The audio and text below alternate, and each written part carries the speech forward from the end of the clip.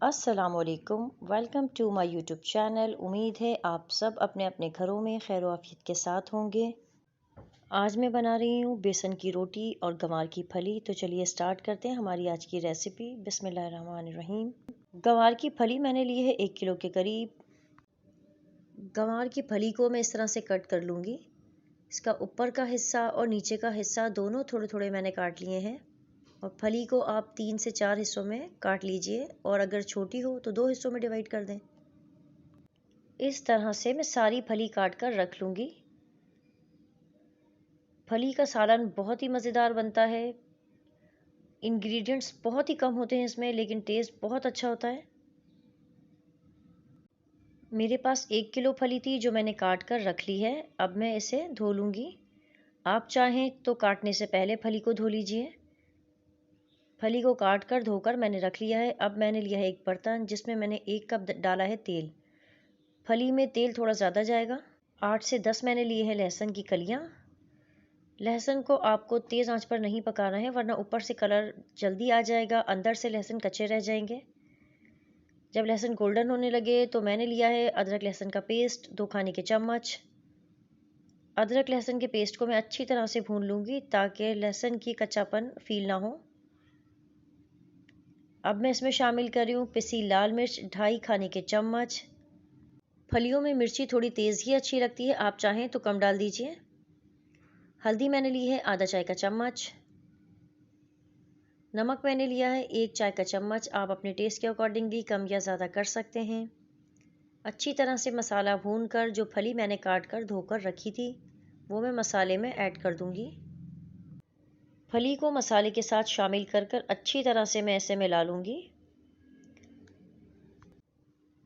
फलियों पर मसाला अच्छी तरह से लग चुका है। अब मैं इसमें शामिल करूँगी पानी। पानी मैंने यहाँ लिया है 2 कप के करीब। आप देख लीजिए जितना आपको रिक्वायर्ड हो उतना पानी आप इस्तेमाल करें। पानी डालकर अच्छी तरह से इसे मिला लीजिए और ढक्कन ढककर फली के नरम होने तक इसे पका लीजिए। फलियां पककर सॉफ्ट हो गई हैं। अब मैं मसाला भून लूँगी। मसाला भुन चुका है, तेल अलग होने लगा है। फली हमारी तैयार है। इसे आप सादा रोटी या बेसन की रोटी के साथ सर्व कर सकते हैं। अब मैं तैयार करूँगी बेसन की रोटी। बेसन मैंने लिया है 3 कप के करीब। गंदम का आटा मैंने लिया है 1.5 कप के करीब। बेसन और आटा मैंने छान लिया था। इन दोनों को मैंने एक साथ शामिल कर दिया है। अब मैं इसमें शामिल करूँगी नमक। नमक मैंने यहाँ पर लिया है 1 खाने का चम्मच। आप अपने टेस्ट के अकॉर्डिंगली कम या ज़्यादा कर सकते हैं।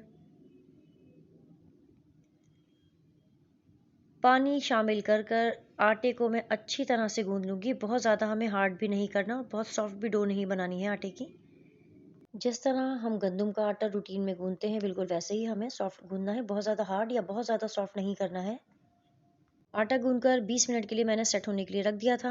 रोटी बनाने के लिए मैंने लिया है गंदम का आटा और बेसन का आटा इक्वल मैंने ले लिया था खुश्की के लिए।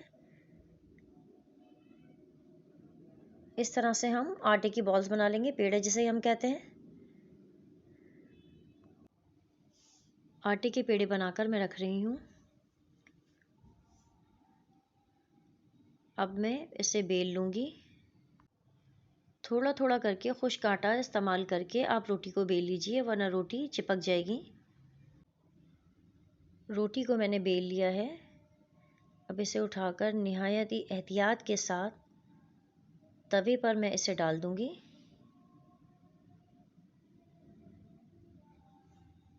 जब तक रोटी सिक रही है मैं दूसरी रोटी बेल लूँगी।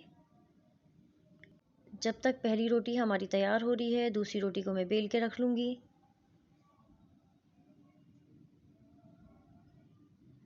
ये देखिए रोटी एक तरफ से सिक गई है। आप इसे पलट दीजिए।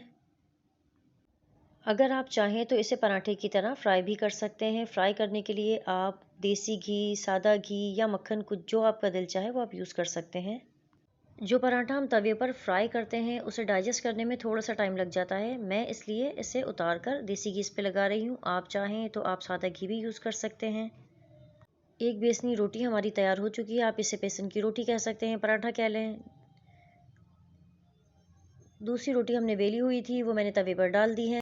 बेसन की रोटी को हम दोनों तरफ से अच्छी तरह से सेक लेंगे।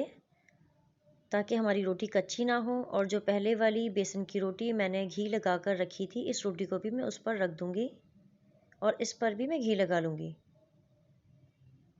बेसन की रोटियां हमारी हो गई हैं रेडी। मैं इस पे लगा रही हूँ देसी घी। आप चाहें तो बिना घी या बिना मक्खन के भी इसे एंजॉय कर सकते हैं। सादी बेसन की रोटी फलियों के साथ बहुत ही मज़े की लगती है। आप चाहें तो इसके साथ अचार या लहसुन की चटनी सर्व कर सकते हैं। लहसुन की चटनी मैं अपलोड कर चुकी हूँ, आप चाहें तो आई बटन पे क्लिक करके देख सकते हैं।